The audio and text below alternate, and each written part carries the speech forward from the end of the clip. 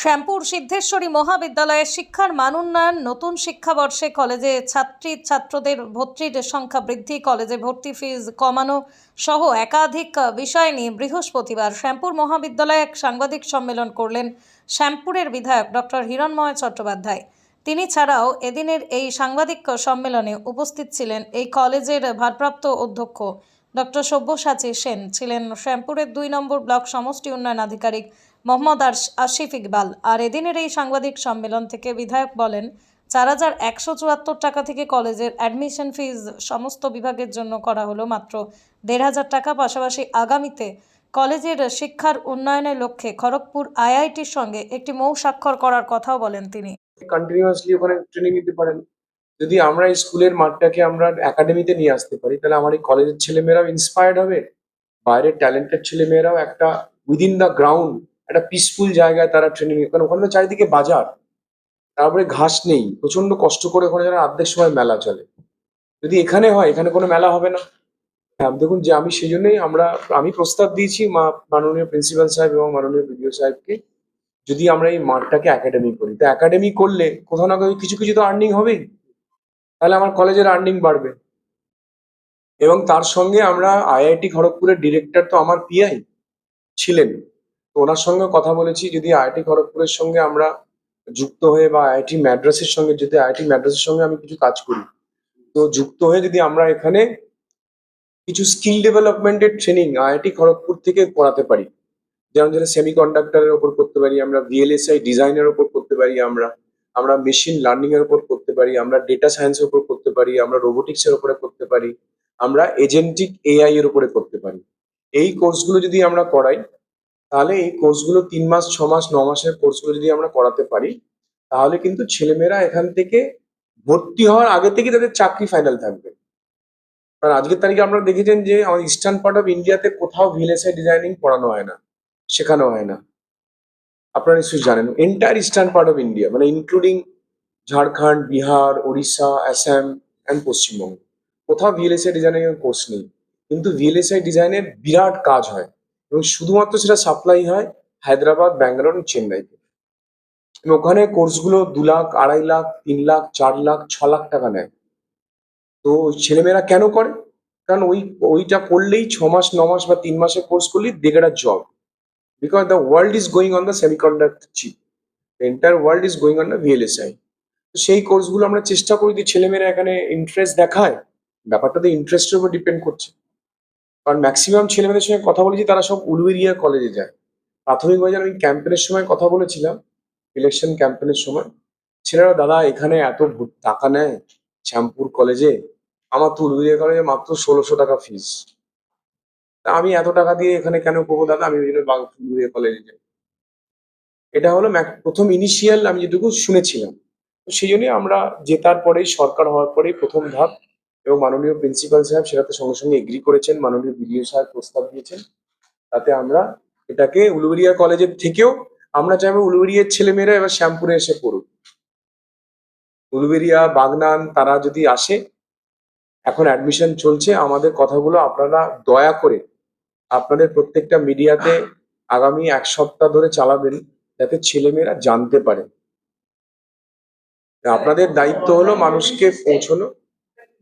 না, অনলাইন তো দেখুন করতেই হবে, ওটা তো, এটা তো সরকার, তো আমরা মাত্র 1 সপ্তাহ হলো এসেছি, তাই না? সরকার তো 1 সপ্তাহ আমরা এসেছি, 1 সপ্তাহ মধ্যে তো আমরা সব সিস্টেম চেঞ্জ করতে পারি না। আমরা আমাদের প্রয়াস শুরু করতে পারি। অনলাইনে তো আপনাকে ওই পেমেন্টটাই করতে হবে, কিছু করার নেই, যেহেতু সেন্ট্রালাইজ সিস্টেম, আপনাকে অনলাইনে অ্যাডমিশন ফিস দিতে হবে। কিন্তু এই কলেজে ভর্তি হওয়ার পরে এই পরের যে টাকাগুলো আমরা পরবর্তীকালে এই টাকাটা অ্যাডজাস্ট করবো। কারণ একবার ভর্তি হলে অ্যাডমিশন ফিসের পরে তো এমন নয় যে আপনি আগামী 4 বছর পড়বেন, আপনাকে তো পরে ফিসগুলো দিতে হবে, সেগুলো প্রিন্সিপাল সাহেব অ্যাডজাস্ট করে দেবে। আর আমাদের এই কলেজটাকে আমরা হাওড়া জেলার মধ্যে, মানে আমি আপনাদেরকে কথা দিচ্ছি, আপনারা মিলিয়ে নেবেন, যদি সবাই আমাদেরকে সাহায্য করে, তাহলে হাওড়া জেলার বিভিন্ন প্রান্ত থেকে শ্যামপুর কলেজে পড়তে আসবে। কারণ আমাদের এত সুন্দর একজন প্রিন্সিপাল, যিনি ফিজিক্স ডিপার্টমেন্টের একজন নামকরা একজন সায়েন্টিস্ট, তিনি আছেন। আমরা বিভিন্ন ট্রেনিং গুলো এখানে শুরু করাবো, এবং বিডিও সাহেবও অত্যন্ত একজন শিক্ষিত মানুষ, এবং পড়াশোনা নিয়ে উনি খুব আগ্রহ। উনি নিজে আমাকে বলছেন যে হিরণ আমরা যত হাই স্কুলের হেডমাস্টার মশাই সবাইকে ডাকবো, ডেকে আমরা তাদেরকে পড়াশোনা কি করে করানো যায় এবং তাদেরকে জব ওরিয়েন্টেড পড়াশোনা করাবো। মানে শুধু আমি ফিজিক্স নিয়ে অনার্স পাস করলাম সে চাকরি পাবে না। ফিজিক্স অনার্স পড়লে যেটা হবে সেটা হলো তার মাইক্রো ইলেকট্রনিক্সটা তার মধ্যে থাকতে হবে, তাকে ওইটা আমরা সাবজেক্টটা পড়াবো। স্যারকেও বলেছি যে ফিজিক্সের সঙ্গে আপনি মাইক্রো ইলেকট্রনিক্সের উপরে ফোকাস করবেন, যেটা বেসিক্যালি ইন জেনারেল করে না। কারণ micro electronics is a part of the physics. আপনাদের আছে তো সাবজেক্ট, তো সেখানে আমরা মাইক্রো ইলেকট্রনিক্সটা একটু বেশি করে পড়াবো। এই সাবজেক্টটাকে স্যারকে একটু চেঞ্জ করতে হবে, একটু বাড়াতে হবে। মাইক্রো ইলেকট্রনিক্স পড়লেই তার তার কাছে চিপ চিপ ডিজাইনের আইডিয়া চলে আসবে, তবে সে ভিএলএসআই ডিজাইন বা মেশিন লার্নিং বা ডেটা সায়েন্স পড়তে গেলে তার তাকে হেল্প করবে। তো সেই জন্য জব ওরিয়েন্টেড পড়াশোনা করার জন্য তার আগে যে ফান্ডামেন্টাল আন্ডারস্ট্যান্ডিং, সেইভাবে আমরা এবারে কোর্সগুলোকে ডিজাইন করব। আমরা একটা জেনারেল পড়াশোনা করাচ্ছিলাম, কিন্তু আমি সারা পৃথিবী ঘুরে যেটা দেখেছি বা বুঝেছি, আমাদের ভারতবর্ষ ল্যাক্স, যেটা আমাদের গভর্নমেন্ট অফ ইন্ডিয়া এতদিন ধরে যেটা ভাবেনি। মাননীয় প্রধানমন্ত্রীজি প্রথম প্রধানমন্ত্রী আমাদের দেশের, যিনি প্রথম বুঝেছেন যে সেমিকন্ডাক্টর যদি আমরা না বানাই তাহলে আমরা পৃথিবী থেকে আলাদা হয়ে যাব। 40 বছর আগে যেটা তাইওয়ান, যেটা হল্যান্ড, যেটা আমেরিকা, যেটা চায়না শুরু করেছিল, সেটা আমরা শুরু করেছি মাননীয় প্রধানমন্ত্রী নরেন্দ্র মোদীজির নেতৃত্বে। কারণ উনি যে কত বড় ভিশনারি, সেটা যেহেতু আমি এই সম্বন্ধে আমার কিছুটা হলো বুঝি, আমি সেই জন্য এই কথাগুলো বলছি। আমাদের দেশের এত প্রধানমন্ত্রী কেউ ভাবেনি সেমি কন্ডাক্টর না হলে তো কোনো দেশই চলবে না। মানে আপনি যে মোবাইলটা ইউজ করছেন, আমরা এখন মোবাইলটা বানাতে পারি না, কারণ আমাদের কাছে এই চিপটা আমাদের বানানোর টেকনোলজি নেই। এই চিপটাই হলো আপনার সেমি কন্ডাক্টর, যেটা আপনাকে বানাতে হবে। সেটা এখন ওই তাইওয়ান বানায়, হল্যান্ড বানায়, চায়না বানায়, ইউএস বানায়, জাপান বানায়, জার্মানি বানায়, ফ্রান্স বানায়, আমরা বানাতে পারছি না। তো সেখানেই Narendra Modi ji semiconductor mission, Indian semiconductor mission চালু করেছেন, আইএসএম। এবং সেই ইন্ডিয়ান সেমিকন্ডাক্টর মিশনের মধ্যে 2 লক্ষ কোটি টাকা উনি বরাদ্দ করেছেন এবং তার উপরে কাজ চলছে। পশ্চিমবঙ্গ এটাতে পার্টিসিপেট করেনি। তো আমি মাননীয় মুখ্যমন্ত্রীকে নিজে বলেছি যে মাননীয় মুখ্যমন্ত্রী, আমার ইন্টারেস্ট এটাতে। পশ্চিমবঙ্গের ছেলে মেয়েদেরকে যদি আমরা দিশা দেখাতে চাই, তাহলে semiconductor, machine learning, data science, agentic AI, robotics, এইগুলো আমি চেষ্টা করব আমার এখানে করাতে। এবং উনি বলেছেন হ্যাঁ তুমি তোমার মতো করো। এবং বিডিও সাহেবও সঙ্গে সঙ্গে এনকারেজ করেছেন। আর মাননীয় প্রিন্সিপাল সাহেবের তো এটাই সাবজেক্ট।